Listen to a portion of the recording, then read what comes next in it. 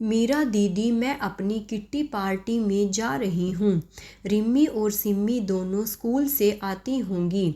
आप उनके कपड़े चेंज करवा कर उन्हें खाना भी खिला देना और उसके बाद उनका होमवर्क भी देख लेना। मुझे देर हो रही है, मेरी सहेलियाँ इंतज़ार कर रही होंगी। सीमा अपनी जेठानी मीरा से बोलकर जाने लगती है। अरे सीमा, तुम रोज रोज मेरे भरोसे सारा काम छोड़ जाती हो और अपनी बेटियों का भी काम नहीं करती। मुझे अपने बेटे अंश का भी ध्यान रखना पड़ता है। वह तुम्हारी बेटियों से थोड़ा बड़ा है, लेकिन उसकी भी तो पढ़ाई है। उसकी भी तो मुझे देखभाल करनी है। सीमा तुनक्कर बोली। अरे आप हमारे पास रह रही हो तो क्या काम भी नहीं करोगी? मीरा के बेटे अंश को अपनी माँ का अपमान बिल्कुल नहीं अच्छा लगता कि चाची हमेशा मेरी माँ का अपमान करती है, इतना काम करवाती है और मेरी माँ रात दिन काम में लगी रहती है। वह माँ से बोलता है, माँ देखना, मैं बड़ा होकर अच्छा सा घर बनाऊंगा और आपको अपने पास अच्छे से रखूंगा। माँ की आंखों में आंसू आ जाते हैं। क्या करूं, मजबूरी है बेटा। तेरे पापा नहीं रहे थे तो तेरे चाचा ने ही हमें रखा। अब जैसा रखेंगे वैसा ही रहना पड़ेगा। सीमा तो ऑर्डर देकर मीरा को चली जाती है, पर मीरा अपने ख्यालों में खो जाती है। कितना अच्छा समय था, मेरा पति गवर्नमेंट जॉब में थे और मेरा बेटा 6 साल का था। तभी हार्ट अटैक से मेरे पति हम सबको छोड़कर चले गए। उनकी पेंशन मिलने लगी, लेकिन अकेले अपने बच्चे को पालना, पढ़ाना लिखाना और घर का खर्च उठाना, मकान का किराया, सभी कुछ एकदम कठिन सा लगने लगा। तभी मोहन, मीरा के देवर, जो बैंक में मैनेजर थे, उन्होंने कहा, मैं अपने भाई के परिवार की जिम्मेदारी उठाऊंगा। भाभी आप हमारे साथ रहो, किसी बात की चिंता मत करो। अंश की देखभाल अच्छे से करो, उसकी पढ़ाई पर ध्यान दो। देवर का नेचर बहुत अच्छा था, लेकिन देवर की पत्नी सीमा इस निर्णय से चिढ़ गई। अब तो मीरा को रोज ही सीमा देवरानी के ताने सुनने पड़ते। कभी बिना बात के लड़ाई करने लगती। मीरा भाभी को नौकरानी की तरह काम बताकर कहीं भी घूमने चली जाती।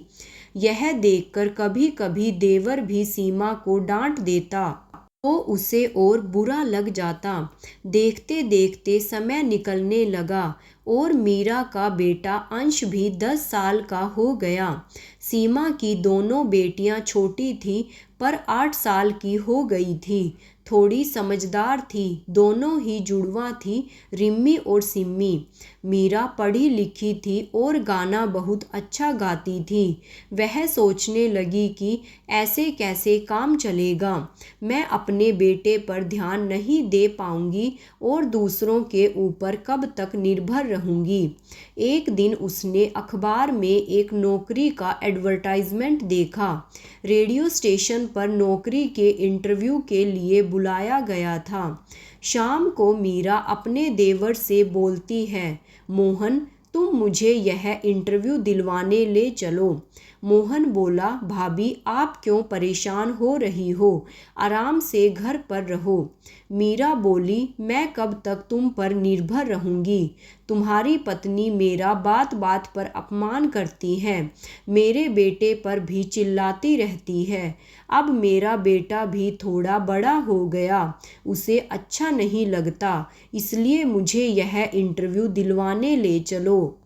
यह सुनकर देवर मोहन कहता है, अच्छा कल समय पर तैयार हो जाना, इंटरव्यू दिलवा दूंगा।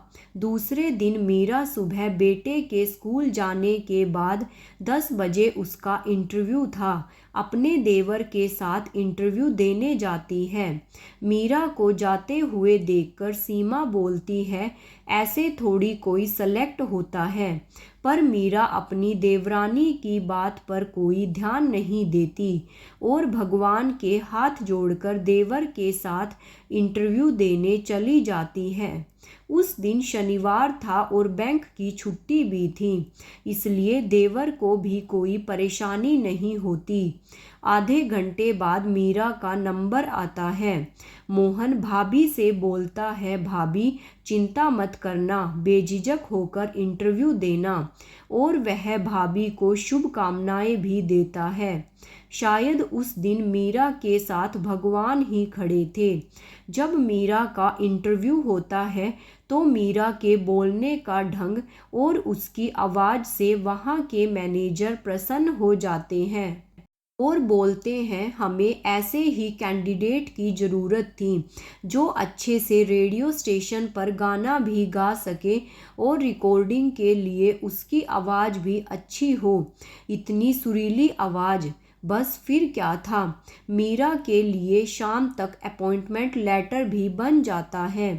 अब मीरा खुश होकर अपने देवर जी के संग मिठाई लेकर आती है, घर पर भगवान को भोग लगाती है। यह देखकर सीमा को कोई खुशी नहीं होती, बस बेमन से कहती है, अच्छा है।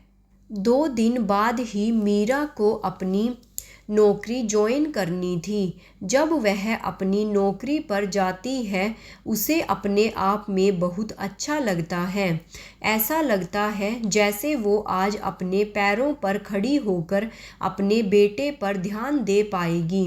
रेडियो स्टेशन के ऑफिस में मैनेजर बहुत दयालु थे और वह मीरा से बोलते हैं, अगर तुम चाहो तो इस कैंपस में इतने परिवार रहते हैं तो तुम्हें भी सरकारी क्वार्टर मिल सकता है। यह सुनकर मीरा और प्रसन्न हो जाती है। सोचती है, भगवान के घर देर है अंधेर नहीं है। आज अगर देवरानी सीमा उसका इतना अपमान नहीं करती तो उसके मन में कभी नौकरी करने की बात नहीं आती। मीरा सोचती है, यह अपमान तो मेरे लिए एक वरदान बन गया। 2 दिन बाद ही मीरा अपने देवर और देवरानी को फैसला सुना देती है कि मैं अपने पैरों पर तो खड़ी हूँ, अपने सरकारी क्वार्टर में भी जा रही हूँ। मेरे ऑफिस के कैंपस में ही सरकारी क्वार्टर है, मुझे कोई दिक्कत भी नहीं होगी और मैं आराम से अपनी नौकरी भी कर पाऊँगी और अपने बेटे को भी देख पाऊँगी। यह सुनकर मोहन बोलता है, ठीक है भाभी, आप अपने हिसाब से जियो और खुश रहो।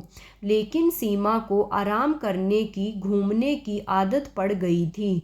वह सोचती है, मीरा दीदी चली जाएंगी तो घर का काम कौन करेगा, कौन मेरी बेटियों को देखेगा। यह सोचकर उसे बुरा लगता है, लेकिन अब पछताने से क्या होता है। दोनों बेटियां भी अपनी ताई जी को बहुत चाहती थी, उन्हें भी बुरा लगता है। मीरा की ज़िंदगी में यह नौकरी नई सुबह की तरह रोशनी बनकर आई और सीमा का मीरा के प्रति किया हुआ अपमान एक वरदान बन जाता है। इस कहानी से यही प्रेरणा मिलती है, कभी किसी परेशानी से नहीं घबराना चाहिए। अगर कोई कितना भी अपमान करे, उसमें भी एक नया रास्ता ढूंढकर उसे एक वरदान सिद्ध कर देना चाहिए। आशा है आप सबको यह कहानी पसंद आई होगी।